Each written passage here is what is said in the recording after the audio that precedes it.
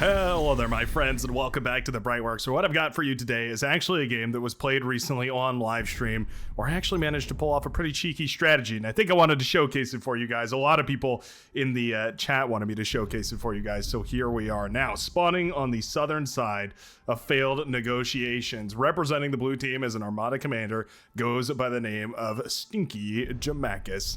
Gonna be showing us what he's got here as an Armada commander, going into a little bit of solar and wind energy. You'll have to see it. The red team leader on the other side of the map, getting into the water on the island start of failed negotiations, a Cortex commander that goes by the name of Reed Sweet. So for anybody who doesn't know, on Tuesdays and Saturdays I do a little live stream. It's a lot of fun. I usually try and do some cheeky strategies. We have a couple of different settings enabled that it's well worth noting about. One of them is that metal extractors are worth 1.5x. You can see the ground says 1.8, but really these metal extractors are pulling 2.7. Means that everybody's economy is just a little bit more powerful. One of the other things is that Legion is enabled, so we should certainly see some Legion factories. Oh, somewhere around here. There we go. There's a Legion commander. Mib going to be playing as a Legion commander over here in the tan on the high ground start over here on the right-hand side. A lot of good fun. Definitely would recommend coming and checking it out. But the other thing that we were playing with, the thing that this entire stream was themed around, was the EMP rework. So the EMP rework, if you don't know, the way it works is instead of EMPing things slowly up into 100%, at which point they stop working, instead it's more of a gradual change. So really what happens is you EMP things, and at like 50% they're 50% less effective, and at 75 they're 75% less effective. They stop moving as fast, they stop firing as fast, that sort of thing. And once you get to 100, you can't paralyze them for a good long while, so things will only mostly stay paralyzed for about a couple of seconds, if just a second.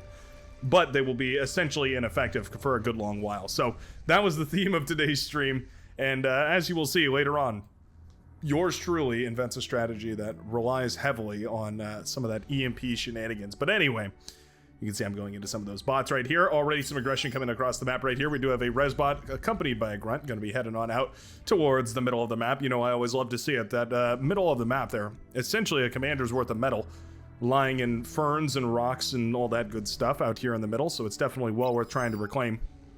Pro tip for anybody who maybe is in the situation to reclaim all this: if you specifically target the rock when you give your reclaim command, it'll prioritize the metal. When you do a command like this, it will eat up those trees, or the ferns, pardon me, which just have energy. Just a little bit of a way to make sure that you're prioritizing what you absolutely want the most, which here should definitely be the metal. Now what you can see, of course, is that this is essentially uncontested. So that's an excellent start right now for Zayon, the Canadian player, coming in at 30 true skill and hailing as a Cortex commander over here on the left-hand side. Two Navy battles simultaneously. In case you're unfamiliar with failed negotiations, first of all, welcome to the Brightworks, because we play this map just about every time that we do a live stream. It's a really, really fun one. It's very dynamic. It's got a lot of interesting wind conditions. Two of the most prominent ones are the naval lanes. If you look at the mini-map there, I'm just indicating over there, you can see there's two different naval lanes that essentially have to battle each other, mirrored diagonally, of course. So on the northern side, there's these sort of islands that get into the Navy, and then on the southern side, likewise. And then there's also this island in the corner, mirrored by the island up here. So lots and lots of Navy action to enjoy. Definitely makes for an interesting fight. While I was zipping around the map, you can see the Resbot has gone down right here in hot pink, and it'll be the blue and the purple commander that end up reclaiming the rest of that metal. Gonna be a lovely little uptick in the economy, the economic department. There we go. Boy, having a little bit of a brain fart. I feel like you guys can always tell which videos are recorded immediately after the live stream. There's no doubt that after the live stream, I am a little bit worse for wear. The mental tax of running at high APM for too long, it definitely starts to bog down on me. So here you go. You can see I've been granted authorization to go for eco here. This is definitely the eco spot. You go for the geothermal, you go for a little bit of technology, and so you'll see that I'll be sort of greeting my way towards an economy here eventually in the backline. One of those things to get good at is just remembering how to build a basic economy, getting that eco locked down. But the other thing is, on matches like this particularly, where there's a increased metal extractor value, you sort of have to move all your production forward by a certain time scale. So I'm already thinking about T2 at the 4-minute mark, as opposed to normally when you'd start thinking about it around the 6, maybe the 8-minute mark on a normal game. 6 minutes for a very refined build, and yeah, probably closer to 8 or 10 for a frontliner. Shuriken pumped out right here though. Our air player absolutely on top of it, going to use that shuriken to paralyze some of these units. So you'll see these units aren't paralyzed for very long. They go up to 1 second of paralyzation, and then they immediately drop back down. And so the reason for that, of course, is that the EMP rework makes it so that things become unparalyzed immediately, but they don't go back to full effectiveness for a good long while. So nice catch right there by our Maroon commander. Dragoken was in charge of those shuriken. Did an excellent job of capturing those. You can see a couple of pawns pumped out here, and eventually all of that will be kept or will be cleaned up here. Now, that was still 3 metal extractors going down. Yeah, no, well, I'm not sure if this one was taken yet. 2 to 3 metal extractors going down for a whole bunch of grunts. Not particularly metal efficient, but it did mean that they managed to claim these 4.8s here. But remember, these are 1.5, so these are really 7.1 metal extractors. Very, very powerful metal extraction right there. Going to be pumping a whole lot of metal back to the blue economy. You can see having about a 20 metal advantage right now. It's not the end of the world, but over time, it certainly adds up quite quickly. A little bit of a gunboat float by. We've got it circling around over here, trying to find an opening to, yeah, potentially do a little bit of damage here. It definitely has the opportunity. Ooh, I don't know if it's paying attention, though. Yeah, Pliny might be worrying about other things on the fronts here. We've certainly got other boats in crisis right now. There's a submarine over here as well. That's quite nice. Submarine's an excellent opportunity for shutting down these metal extractors. Obviously very key in shutting down that metal infrastructure, because otherwise you end up in a weird position where you have all these boats out on the high seas, but only the destroyers and the submarines can actually attack the economy over here. Important to worry about that sort of thing. So here you go. This is the other crucial part of a T2 eco build. You have to decide whether you're going to be a greedy schlob, often I am, and only build your own T2 and go straight into the T2 mexes, or if you're going to T2 up the team. I prefer to play this by T2ing up the team, so you can see I'm just handing out these T2 constructors like they're candy, giving them out to anybody and anybody and everybody who's more than willing to have them. Similarly, on the other side, just about exactly on the same time frame right here, you can see that Jamakis has gone for T2 as well in the backline, going for some of that T2 economy and going to indeed start handing out those T2 constructors. Very, very good. Now, as far as failed negotiations go, it's kind of a complicated one because there's this big water path in the middle of the map here, so no static defense on any of these areas, and it's one of the reasons I like this map, actually, is because you can't creep your way forward with static defense. You have to push with units. Except for the middle of the map. Usually we pork up the middle of the map pretty heavily here, as you can see, indeed. Whole bunch of that happening. Anyway, big grunt run by, my goodness. Tons and tons and tons of grunts running through, almost hundreds of grunts. Not quite that scale yet, but may as well have been. My goodness, yeah, these gold star grunts pushing their way into the backline here and doing an absolute massive amount of damage in the back here against Fragnarok. That commander is even getting quite low. Oh no. Ooh, commander at 11% HP, that is terrifying. Looks like it'll survive just barely for now. Oh, the build power goes down, though. Beautiful play right there from the pink commander. Definitely justifying all this metal that was gained on the front line, just completely counteracted by that run by, effectively turning off an entire player's worth of economy right here in the back. No energy to run the metal extractors, no energy whatsoever. 65 energy total. Gonna be a good long while before Fragnarok comes back into this game. Wouldn't mind seeing maybe a couple of butlers handed over to build a bunch of wind turbines, or just handing over a bunch of wind turbines. Either one would be pretty good to make sure that that commander can manage to get back into this game, but there's no doubt that that's going to relieve a lot of pressure on the fronts, because that's just one more commander that's not working on sending units and metal and all that good stuff out to the front lines. Building up a nice little artillery base here. Rob Gob setting up some of those Wolverines, getting ready to fire them. Kind of a weird situation with the artillery, because you want to have enough to take down the turrets in one shot, otherwise they can be repaired. But also, you have to have enough to blast away units or dissuade those units from moving forward. I think 4 is probably a good number. 5 or 6 definitely going to be even more solid. A little bit of an incursion over here. There's those Legion bots, in case you haven't seen them in a good long while. I feel like I cover the Legion a lot, but maybe that's just, you know, observation bias, because I play with them a lot too. The Ballista, yeah. Very, very powerful. Medium rocket bot, which is interesting. They've got quite a lot of HP. They fire a big old medium rocket, which makes them quite imposing too. There they go, going up against their counterparts here. You can see just how much larger the rocket they fire is. Size absolutely matters when it comes down to payload delivery in these rockets, and, well, for what it's worth, those Legion rocket bots are pretty powerful. Nice shuriken response here. Going to make this efficient to clean up here, and we did lose all of those rocket bots. So for the time being, MIB is out of an army, but that just means we have more than enough time to go for a T2 transition. So indeed, T2 is up and running. Gotta remember that with 1.5x metal income, you end up with, yeah, quite a bit more metal that you can just spend freely on T2 labs, T2 units, all that sort of good stuff, without really having to worry about all too much more pressure. T2 lab up and running right here. You can see going for a whole bunch of build power in the back line, starting up a whole bunch of wind turbines as well. It's a very cheap way to get your energy up and running, especially with a couple of butlers. It's about 10 seconds per wind turbine when you have a butler working on it. Makes it very, very efficient, but you can see my plans immediately. Going directly into the fusion reactor, not wasting any time on anything but the advanced fusion reactor here to make sure that we get an economy scaling about as quickly as possible. Commander going to be sacrificed over here in the corner as well. I love casting these games because I get to give you a very, very precise look at exactly what's going through my mind each and every time. For those of you that tune in live, you get a pretty good look as well. And all the lives are uploaded, by the way, in case you're curious and you want to watch them after the fact. They are saved and uploaded, so there you go. For the time being, though, if this is your preferred format, nothing against it. Nice little push right here. Yeah, medium tanks, riot tanks, we basically got it all. The entire Cortex vehicle factory out here on display. Guess the only thing we don't have is a scout and a mine layer.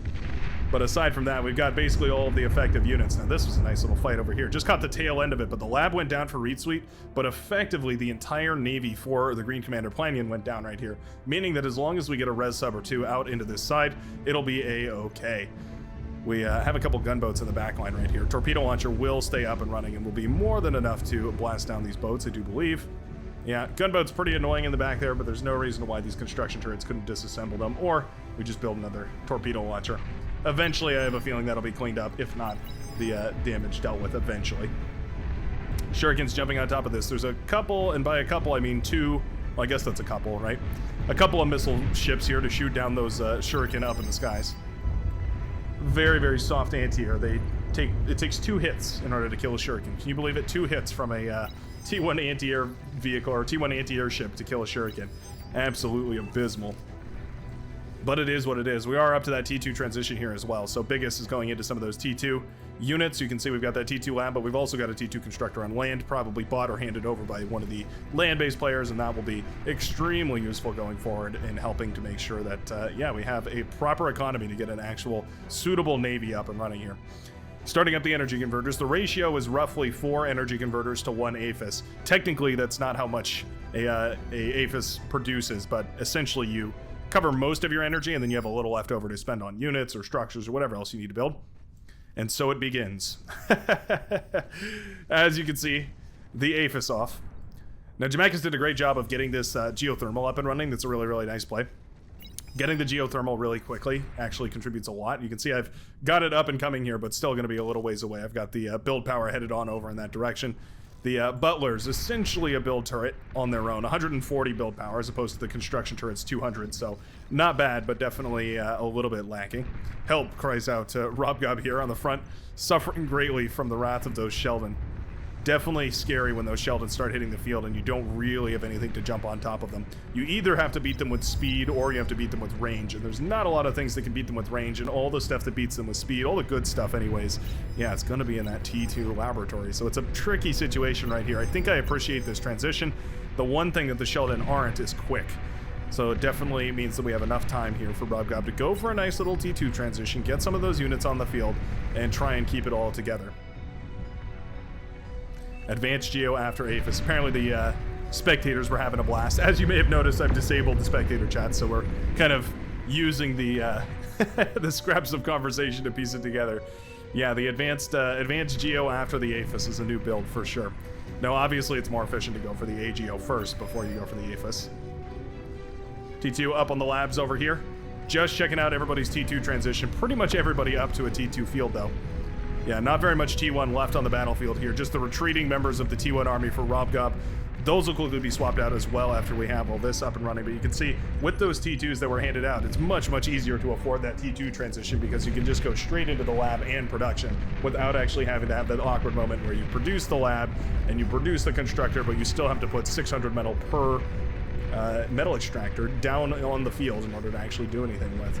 Rattlesnake up on the high ground. Oh, this is a really nicely placed Rattlesnake. Yeah, firing away at all these Sheldon that marched a little too far forward. I love this play. That's really, really nice right there. That Rattlesnake in such a key position, but it absolutely shut down that push right there. Really nicely done, yeah. Anti-nuke coming up right here. You can see eating up the wind turbines to fund all this. Now that we're scaling the economy properly, eating up the anti-nukes to fund all this is really, really critical. Double Aphis, I think, is where I stop, and you'll see exactly the strategy that I end up going for. Meanwhile, on other front lines, we do have a Persecutor set up over here. Again, really key positionings on these Persecutors. Very cool to see. Sheldon's so scary still. Eventually, Counter Sheldon will be produced right here for the pink player. But it's definitely a numbers game. The more Sheldon you have, the better you're going to be in the long run here as a Cortex commander. Wouldn't mind a couple of Fiends mixed in here. Maybe a Spy Bot to even the odds here, so to speak. Oh, that's nice, too. We do have an advanced Exploiter going to be firing away if any of those units step a little too far forward.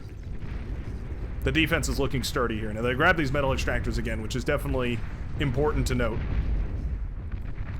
Massive Navy battles over here as well. I bring Tort planes, cries out Jamakis, who plans to transition into air here.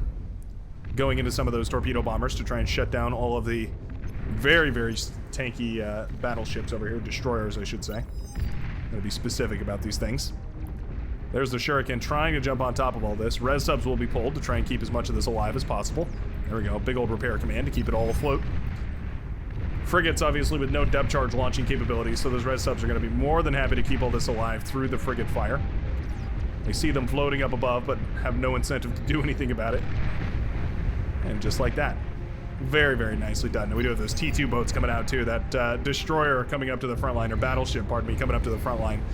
Always a scary moment, seeing your first Despot. The Despot, truly the king of the seas, at least for the Cortex faction. And now, the grand scheme is revealed. Mass spider bot fabrication. So, let me break down the economy here. We've got one advanced Geo producing 1,250 energy, plus 2 advanced fusion reactors. So that's 7,250 energy in total, with a grand total of 8 energy converters. Gives you enough to fund 2 labs worth of spider bot production. And there they go. Building a big line of spider bots.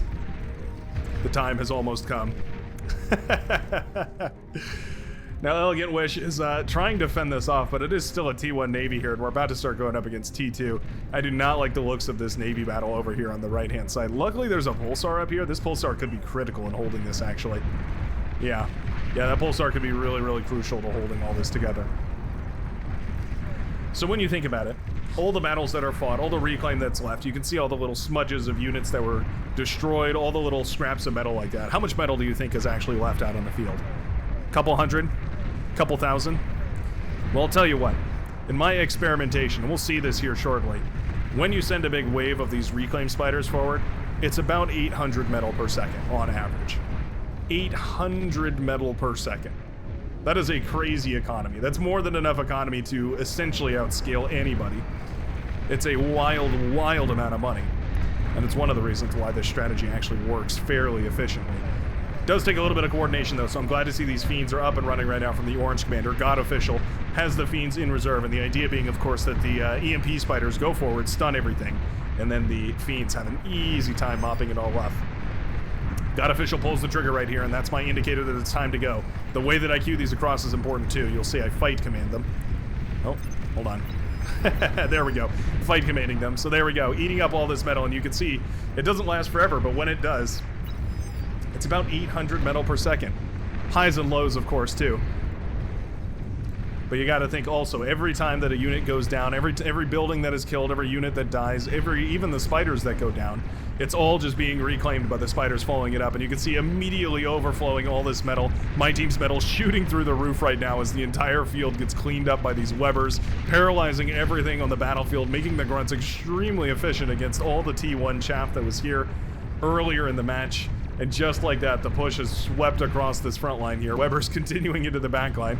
There they go, paralyzing all of the pawns. Trying desperately to shut this down, but there's no way they're going to be able to. Static defense falls as well. Spiders on all fronts, pushing forward, enabling extremely efficient trades from anybody and everybody. And there we go. You can see the spiders fall. They just get eaten up by their camaraderie. Immediately consumed. The wave of Webbers has been launched. Dastardly little villainous spiders. Making quite a mess on the other side of the map. You can try and shut them down if you like, but all they're going to do is EMP you. Beautiful. And just like that, you can see our entire team is full on metal. Pretty much the only one who isn't is Robgob, who actually managed to spend all the metal. But you can see, using that vast sum of resources, I've gone into another Aphis here. So just making more and more Aphises, overflowing energy, overflowing metal, overflowing all of it, hoping that my team can capitalize on a lot of it. With the idea being that each subsequent wave reclaims whatever was lost in the last one, and then continues pushing forward. The grand strategy. Now, the weird thing about the Weber strategy, the EMP strategy in general, it's the obvious fact that it doesn't win you the game, right? You can't paralyze units to death. At least not normal units. I think you can paralyze commanders to death, but that's a whole different story. Anyways, the EMP does not actually win you any games, so it's important that you have some teamwork here, and absolutely my team was on top of it. You can see the units being spammed out of the laboratory over here on the left. A couple of salamander moving on the left-hand side as well. Very cool to see. Yeah, gonna pop out and kill that constructor. That's always neat. Torpedo launchers cleaned up a fair amount of those. Did some damage at the very least. Nice. Scorpion turret, or no, sorry, a Pitbull will come up right here. That should be sufficient defense if it comes up in time. Oh no. If being the key statement there. Alright. Well, Fiends are here to try and help out. That Pitbull will eventually come up, but it came at the cost of all the build power over there. That definitely hurts a little bit. Production re-enabled. More spider bot. I feel like, just to be genuine, this has to be the thumbnail, right? This has to be the picture that you see when you click on this video. Lovely T2 transitions right here from my team. Nothing but praise for the big Sheldon Arbiter Ball. Trying to mix in all those efficient units, keep the damage high, but also keep it well localized. We have a little commando shenanigan happening over here as well, it looks like. Reed Sweet going for a maybe a commander drop over here on the green commander. Looks like the Navy has been well displaced, actually. Yeah, you know what? All that Navy fighting has led to a fabulous army over here. We've got a Buccaneer, we've got a Despot, and we've got a whole load of destroyers, mostly resurrected, actually. Always a shame when you see that halo above the enemy's head, because you just know that that means that was your own unit that eventually came back to kill you. Big bomber run coming in this direction. Big bombing run coming in this direction. Tons of flak, though. Tons and tons of flak over on this side. Is this really where you want to push? Oh, no. Bombers strafing across over here. I don't think they had a scout. Those bombers will go down immediately to the T2 anti-air flak. Beautiful, beautiful static defense over there, keeping that all alive. Oh, a commando drop over on the shoreline over here, trying to keep this all nice and well kept. Yeah, I don't think... Okay. I was going to say, I don't think it's going to be able to achieve all too much from down there. Maybe could have set up a couple of landmines, but that Pitbull, definitely quite powerful for keeping all that in its place. Single Marauder running across on the right-hand side. Sure scared me, and I think it scared everybody else in our team, too. Seeing the single Marauder move over in that direction was definitely uncomfortable, but now the mass Weber has begun. You thought the last wave was good. Get ready for round two. Here they come, streaming out of the laboratories. The idea being to cover every possible surface in Weber so that every scrap of metal, every ounce, every microgram of metallic waste can be recycled into more Webers, more units, more economy. A little bit of friendly fire from a capital ship over here. Interesting. How on earth did we end up at T2? Maybe Elegant Wish put a lot of that metal overflow to good use here. Paladins fighting for their lives, but that Despot, man, is it tanky. Nuke ship goes down. Anti-nuke ship, I should say. And eventually, I have a feeling all of this is going to be forfeit right here. You have Scuttles moving out. Oh, that's cheeky. A couple of Scuttles headed towards this army composition here. Torpedo launchers trying to clean all this up. Yeah, Scuttles taking cover in the debris field here to make sure that they don't get exploded. Oh, please tell me MIB self-destructs it. If we micro this properly, that Scuttle could be tremendous. Either way, army over here on the left-hand side is fighting for its life. Oh, no. It's just submarines. I think we could fight that. Then again, I guess we only have T2 anti-sub. Or, sorry, T1 anti-sub. The big wave. Sweeping across the battlefield. This is what I'm talking about. You see the spiders go down, but it just doesn't matter because they can just reclaim everything anyways. Even their own corpses. Well, not their own corpses, but the, you know, their friends' corpses. The power of the Weber. Take a look at the economy, too. Skyrocketing suddenly. 500, 700.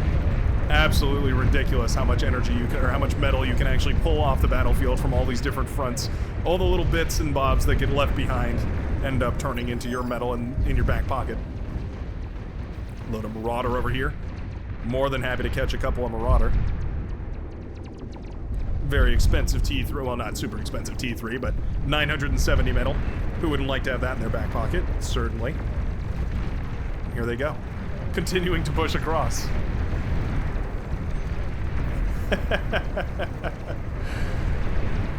Now this right-hand side definitely has an advantage with how much metal they reclaimed over here, but Elegant Wish receiving a whole lot of metal hopefully can transition into some sort of an economy at this point. Razorback trying to hold it together, but these railgun spiders have pushed far forward. Oh, they're trying to target down the aphises. Ah, not gonna get it. Just barely not gonna get it. The T3 forces right here from the blue commander are gonna be more than enough to shut all this down. Excellently done. Bombers and all the like, shutting down some of the Webbers that managed to make it all the way into the back line. An absolutely hilarious sort of style. Again, hinges extremely on your teammates and how much they contribute towards it. But eventually, when you have, oh, I don't know, 127 spiders, it's all worth it. All spiders all the time. There's those depth charges. Torpedoes and depth charges firing away over here. The anti-air boats desperately trying to shoot down the bombers. Having a field day blowing all the rest of this up, though. Yeah, a couple of Buccaneers here to try and take down those submarines. It's a slow and arduous process, but it does eventually work. Some of those Krakens falling as well. Those are very expensive. 1,900 metal per Kraken. Extremely, extremely expensive submarine. Very powerful, but it's sort of like a sharpshooter in that it fires one heavy shot every couple of seconds here. See, it has to recharge after firing. Makes it very powerful against single targets, but also very prone to being jumped on by faster, lighter craft. Planyan moving into the water here, trying to degun, no doubt. Looking for the opportunity, but I don't think he's going to find one. Okay, there we go. Caught a destroyer or two. Not bad. Commander will pay for it, though, with his life. And just like that, a massive naval engagement right here. Beautifully, beautifully done. Shutting down the T2 lab. Shutting down the build power, no doubt. Crumbling the economy over here. Definitely securing the win on the high seas for Reed Suite. Now moving forward. Catapults firing away at all of the mammoths that were up on the front line. Mammoths usually stalwart, but the catapult fire is quite harrowing. And there go the res spiders to try and reclaim, not the res spiders, the reclaim spiders, trying to eat up all that juicy, juicy metal. Down goes the commander over here alongside a bunch of those mammoths. Going to be delectable metal scrap to feed back to the team. Absolutely beautiful. The Weber strategy, may I present to you. Beautiful for harassing people to death. Their paralytic beams, quite powerful indeed. A couple of termites climbing over the hills here as well. Getting in on the arachnopedic nature of this game.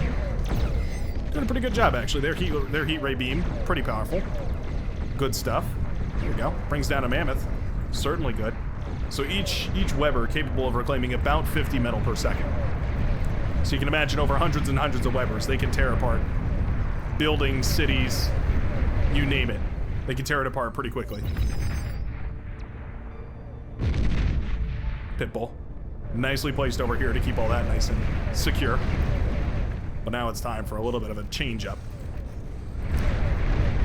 Well. Oh, pardon me. Sneezed, but I managed to mute myself beforehand. Oh, huge catch, huge catch. Bombers coming in to try and take out the Aphis. Oh, just in the nick of time, we managed to shoot those bomber downs.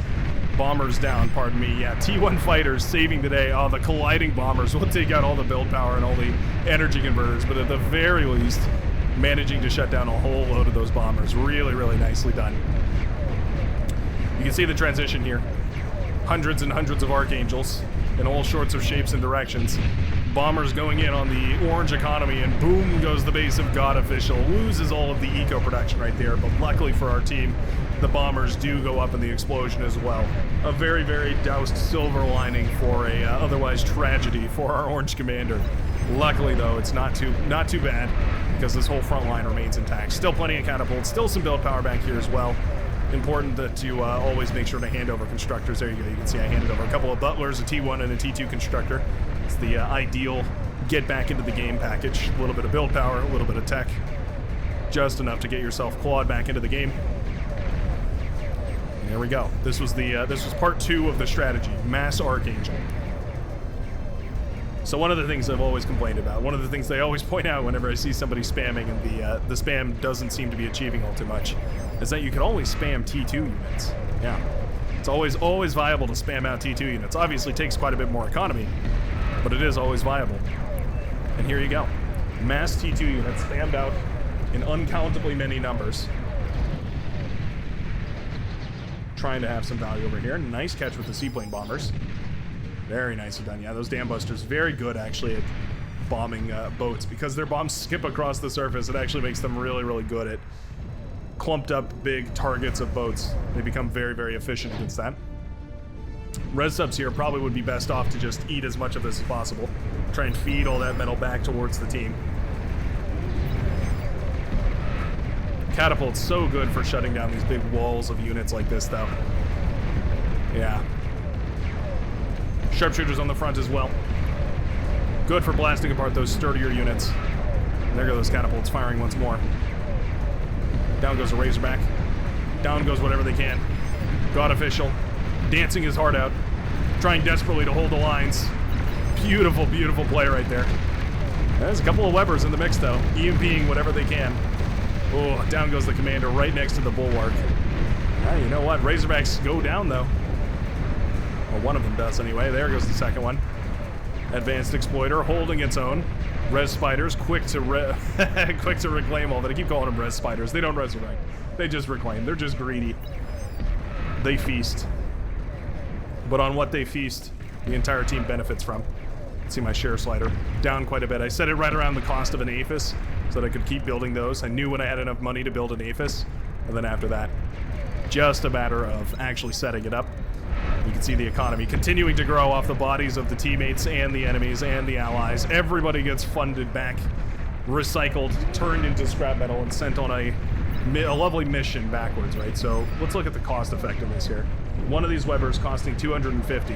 When they go down, they leave behind a scrap pile of 150. So you lose 100 metal, but you recover 150 of it. So fairly efficient. That's like a 60% turnaround or something like that.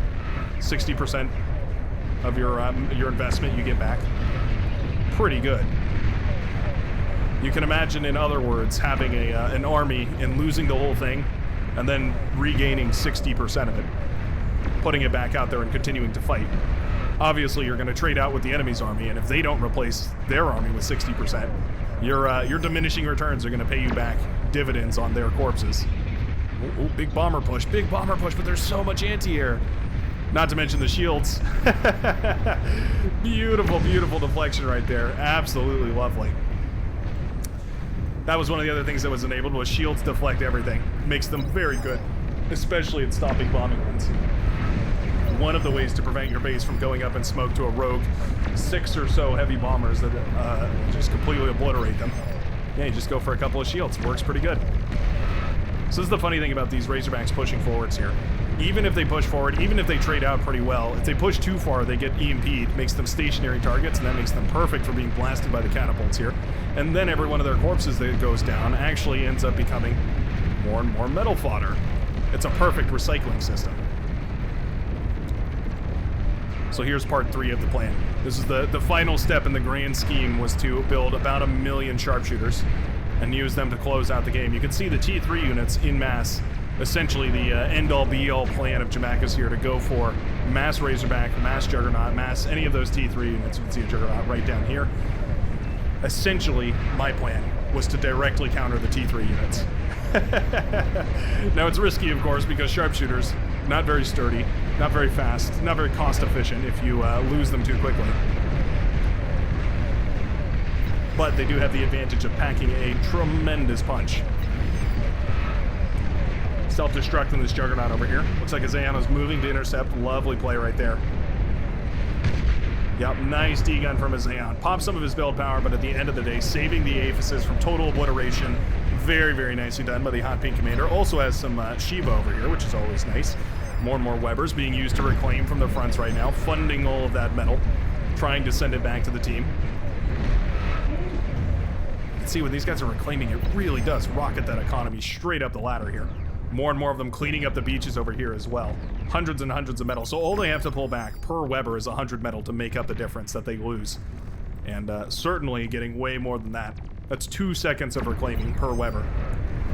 No matter how you want to look at it, the Webers are ridiculously efficient as a cleanup tool. Perfect for sweeping across the battlefield, cleaning everything up. Here you can see 6 different laboratories mass fabricating sharpshooters. Quite the sight to behold. All that being funded off the back of a whole bunch of spiders. Spiders into sharpshooters. There's a combination I doubt you've seen ever before. Oh, a nice salamander push over here. Okay. Yeah, Retweet's been hard at work over on this side. Using that capital ship to bombard the coastline, using these salamanders to clear out the economy from the lime green commander. Obviously very powerful for pushing up to the coast as well over here. Capital ship is trying to target down a geothermal, no doubt, but that shield is desperately holding on for dear life. Jamaica is transitioning heavily into air right here. We've got T3 production, we've got air production, we've got just about all of it. More economy growth, all of the rest of it. But what does it matter if every one of those units get blasted apart every single second? Well, beautiful air bomb over here. Nice bombing run from the green commander. Donuts still sticking through the game, still using those units well, finding openings and managing to slip a couple of those bombers through into the backline, taking out a whole bunch of the energy infrastructure here for Retweet. That's going to hurt quite a lot, especially with these torpedo bombers coming in right now. Yeah, there's enough anti-air boats to clean all this up eventually, but definitely those torpedo bombers will have at least one opportunity to drop their payload. Oh man, it hurts though. Yeah, torp bombers pretty expensive. Probably not achieving the value that they were hoping for right there. Not the end of the world. Orange Commander rebuilding at this point, but here are the sharpshooters stepping forward slowly. How many in total? Grand total of 132 sharpshooters and still going. And what are you going to do about it? Push forward with your T3 units. Good luck. Good luck with that. Ideally, yeah, I remember at this point in the game specifically, realizing my sharpshooters weren't shooting very efficiently and going for some pinpointers. At this point, this entire match turns around. As soon as those sharpshooters start to break through, start to connect their shots more efficiently, this front line started to evaporate immediately. Snipers galore, cries out the blue commander. Absolutely correct. Mass sharpshooter. Obviously an effective composition, but superbly so the more you scale them. Worth noting, by the way, that I'm microing them horribly here. Obviously, for sharpshooters to be mostly effective, or the most effective that they can be, you have to spread them out perfectly. And a lot of these are not spread out even remotely perfect. Catapults here, very scary. Again, sharpshooters cannot move forward without support from their teammates. Need some sort of cover fire unit. That's what the Shiva, that's what the Karganet, that's what the Mammoth are for. So as soon as these pull the trigger, more than ready to send the sharpshooters on forward. Yeah, catapults definitely hurting. Normally you lose 10, 20 sharpshooters and it's a pretty big deal. Basically takes you out of the game for at least a little while. Not so much in this case. Capital ships trying desperately to punch through, but there's a lot of shielding here. We've got 1, 2, 3, 4, 5, 6, 7, 8, 9, 10, and even some more shields coming up. We've got tons and tons of air forces coming in this direction. We've even got the abductors. Oh, look how cool these abductors are. Look how cool these things are. They fire a constant beam with the EMP rework. Means they're very, very good at paralyzing single targets. Yeah. Very, very nicely done. Those abductors paralyzing all of this. I'd love to see them spread out a little bit. You can obviously kind of move them around to spread them out so that they target multiple targets. It's a little bit of a micro thing. There we go. Gunships jumping on top of at least one of these capital ships, relieving a lot of the pressure that was suddenly being felt over here by the Tan commander. As soon as we're ready, pulling the trigger right here on the left-hand side could be tremendous. We've got ducks waddling their way under the water. Hey, it's duckies. Duckies galore indeed. We've got, yeah, quite a few of them underneath the labs over here. This is kind of awkward, actually. Yeah, not a great way to counter these duckies. We're building Buccaneers, and that's probably the right answer. Definitely tricky, though. Oh, long-range anti-air missiles actually doing a great job of shooting the bombers down. Okay. You know what? That was a dangerous amount of bombers, but these long-range anti-air missiles shooting them out of the sky bring those two bombers down extremely nicely. Just like that, keeping the base from the hot pink player completely safe, despite no response right here from the Maroon Commander, because frankly, that was needed. Yeah. Single bomber coming in. Shut down very, very nicely. Time for the sharpshooters to continue marching. There they go. Doesn't matter if it's mammoths, Karganets, juggernauts, titans, behemoths even, you name it. 500 resounding shots from the sharpshooter will bring it down. This is what Beyond All Reason is all about. I also talk a lot about, you gotta build a composition, right? You gotta have forces that, gotta complement each other's characteristics, right? This is the opposite of that. Taken to the absolute maximum extreme, this is the opposite of that.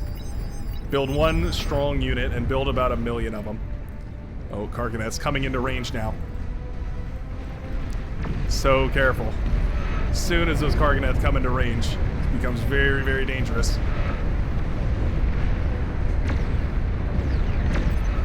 The red circles indicating where the sharpshooters can fire. Look at the Karganet stepping forward. There they go. Stepping into the sharpshooter range and evaporating. Oh my goodness. The devastation. The Karganet's falling left, right, and center. It's beautiful. Thousands and thousands of metal worth of Karganets gone in an instant. The hundreds and hundreds of sharpshooters marching forward. Juggernaut over here. Can't even tell how quickly it's dying. About as quickly as you can. It's like 1.5% more or less per shot from the sharpshooters. Down it goes. Beautiful. These bad boys are Juggernaut killers. The Juggernaut hunter killer drones going out in droves to shut down all the T3. Catapults moving forward over here. Another Juggernaut over on this left-hand side. No chance. Catapults also great against Juggernauts, by the way. The Juggernaut is a massive target, so obviously makes those catapult missiles quite effective. Juggernaut self-destructs over here to take out a whole bunch of sharpshooters. That was quite nice. Definitely a power play right there from the powder blue commander who sent that Juggernaut out, trying desperately to save the day right there. And certainly taking down a significant number of the sharpshooters. Nuclear bombers taking out Ragnarok's main base, though. No more such Juggernauts shall come out on the field. And now the sharpshooters reduced to only 95 from 130 or something. Just ridiculous. Now the dragons are definitely a problem. Admittedly, the sharpshooter does not fare well against the dragon. One area where the sharpshooter is a little bit weak, I must admit. But they do so well as a support unit over here. The fire support is immense for these guys. I am curious how they stand up to shields. The ability for shields to bounce things is pretty important. Very, very powerful when they can deflect everything. But I'm curious if that applies to sharpshooter shots, for instance. I think it might just be too fast. I think the thing about the sharpshooter shots is they happen almost instantaneously, which is just too quick for them to deal with. Titan moving forward. Yep. About 3%, 2 to 3% off per sharpshooter shot. Down it goes.